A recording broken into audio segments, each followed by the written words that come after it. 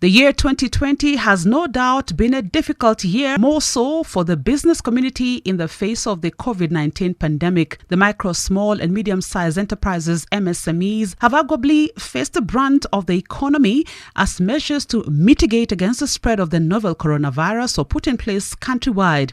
And while the world economies also sought ways to adjust to the new normal, Kenyans in this sector that contributes up to 40% of the country's gross domestic product GDP, with a large majority falling in the informal sector, also are forced to employ ways to stay afloat.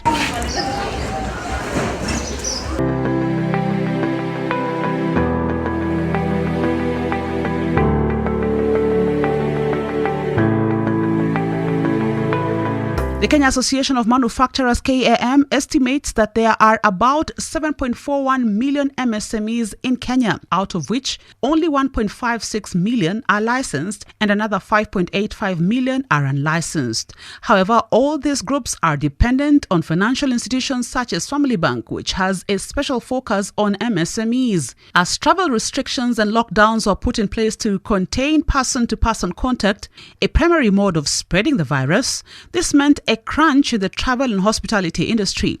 Movement of goods and services were also affected, meaning goods, imports and exports were affected. Staying at home, on the other hand, meant most vendors were unable to sell their goods and services as they normally would. Tangu mwezi wa 4 tumekuwa na shida ya mzigo sana, mtumba. Tumekuwa affected sana na historia ya corona. Mzigo hazijakuwa zikiingia. Wenye walikuwa na stock mingi ndio wanatukatia. Tunaenda tunakula kamera, tuchukui beli nzima, unaenda unachagua kenye utapata.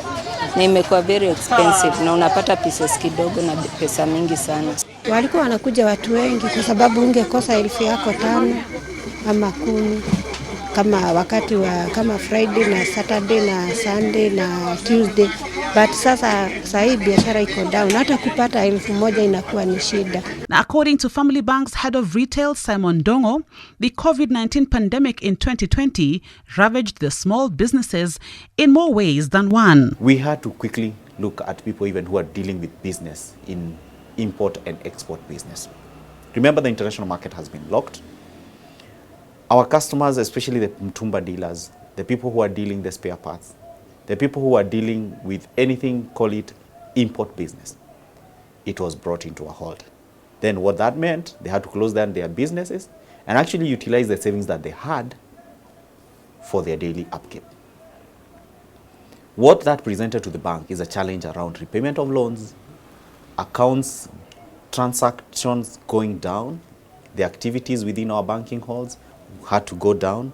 Remember, we have to even to adjust the transaction charges that were guided by CBK for customers using the channels, waiver of charges within our mobile banking. According to Ndongo, the intervention of the bank to cushion the businesses went a long way to ensure that they met their financial obligations, such as loan repayments.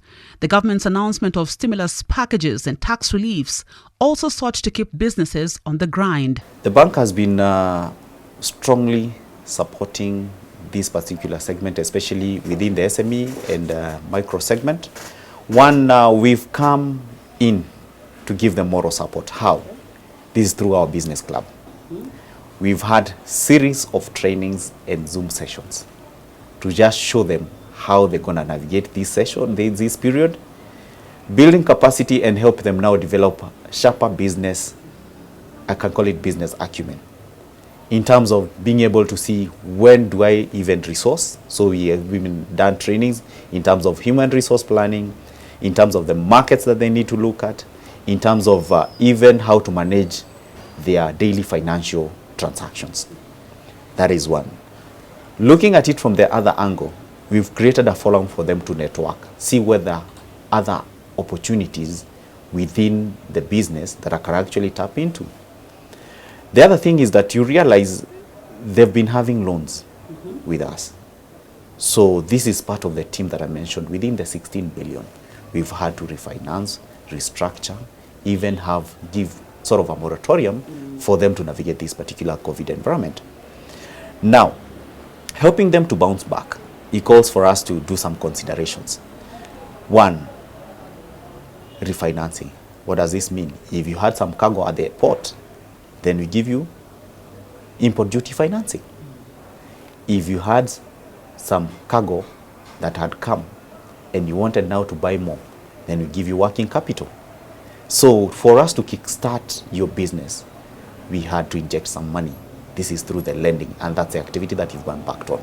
Over and above the relief offered by financial institutions and the government, Kenyans also sought innovative ways to stay afloat as the pandemic ravaged jobs and losses were felt up to the household level. Yeah, I moved in here around that period when Corona had just erupted in our nation. So in that plot, we used to buy water, but it was back then. After buying water for like 600 shillings, I saw it as a little bit loss. So I wanted to know why they are getting that water to sell it for us. I found out that they are buying it at a slightly cheaper price than selling it to us in an abnormal price. So what I did, I bought some jerrycans and started fetching water for myself, for my family.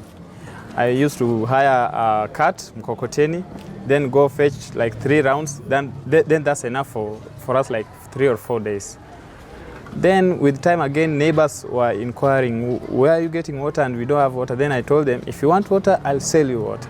That's how I started selling water. When I was working in the hotel, I really liked that job. I really liked the environment, the colleagues, my boss.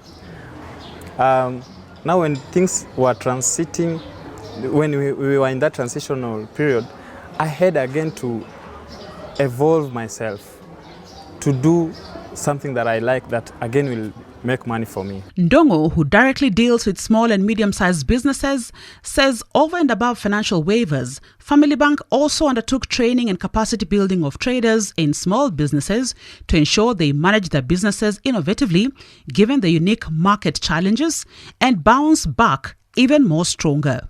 Despite 2020 presenting a turbulent economic time for most small and medium-sized enterprises in the country, it is a relief to know that financial institutions such as Family Bank have stepped in to ensure that this important segment of the economy is cushioned. Reporting for Hope TV News Watch, I'm Melissa Odor.